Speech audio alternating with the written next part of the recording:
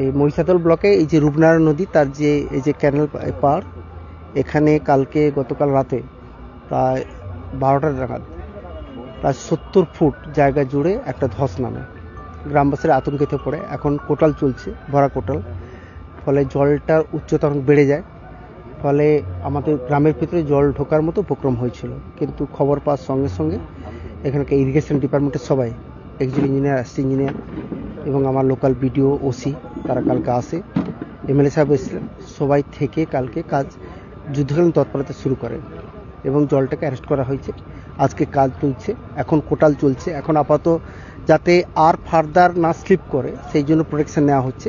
ফলে জলটা যখন নেমে যাবে তখন পার্মানেন্ট নিচের কাজটা স্টার্ট হবে। তার কারণ গত বছর এখানেও হয়েছিল, এই জায়গাটা সত্যি খুব ভালনারেবল জায়গা হয়ে উঠছে আমাদের।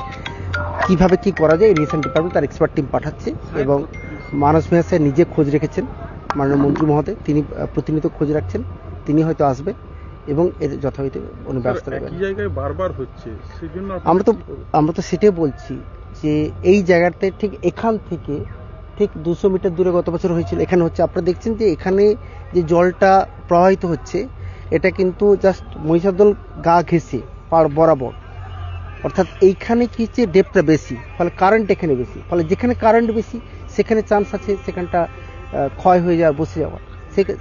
ফলে এখানে যারা ইরিগেশন যারা এক্সপার্ট আছে তারা দেখছেন, তারা টেক আপ করবে। কিছুটা দূরেই জল প্রকল্পের নতুন প্রজেক্ট হয়েছে, সে কারণে কি কোনো সমস্যা হচ্ছে? শুনলাম এখান থেকে আপস্ট্রিমে প্রায় 2 কিলোমিটার দূরে একটা রয়েছে, ইনটেক পয়েন্ট রয়েছে, কিন্তু 2 কিলোমিটার দূরে রয়েছে তার জন্য এখানে ইম্প্যাক্ট হবে সেটা আমি জানি না, সেটা বিশেষজ্ঞরা বলতে পারবে। কিন্তু সাধারণভাবে সবাই বলছে তার কোনো ইম্প্যাক্ট নেই, যাই থাকে না কেন সবটা ক্ষতি দেখে ব্যস্ত না। মানুষজন চাইছে যে স্থায়ীভাবে নদী বাঁধ মেরামত করা হোক, বারবার এভাবে ভাঙছে, প্রাথমিকভাবে কাজ হচ্ছে কিন্তু সঠিকভাবে কাজ না। প্রাথমিক কাজ হয়েছে এখানে, এই জায়গা জুড়ে কাজ হয়েছে, কারণ এবারে মানে এই বছরও আমরা কিছু কাজ এখানে করেছি, তা সত্ত্বেও সেটা যে কাজটা করেছি তার একটা সময় লাগে, স্টেবিলাইজেশন সময় লাগে, সেই সময়টা লাগবে। ফলে বাই দিস টাইম যা যা আছে টেক কেয়ার করা হচ্ছে। Thank you.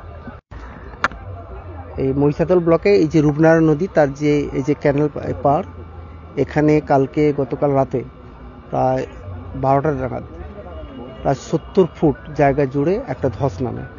গ্রামবাসীরা আতঙ্কিত পড়ে, এখন কোটাল চলছে, ভরা কোটাল। ফলে জলটার উচ্চতা অনেক বেড়ে যায়, ফলে আমাদের গ্রামের ভিতরে জল ঢোকার মতো উপক্রম হয়েছিল। কিন্তু খবর পাওয়ার সঙ্গে সঙ্গে এখানকার ইরিগেশন ডিপার্টমেন্টের সবাই, একজন ইঞ্জিনিয়ার, অ্যাসিস্ট্যান্ট ইঞ্জিনিয়ার এবং আমার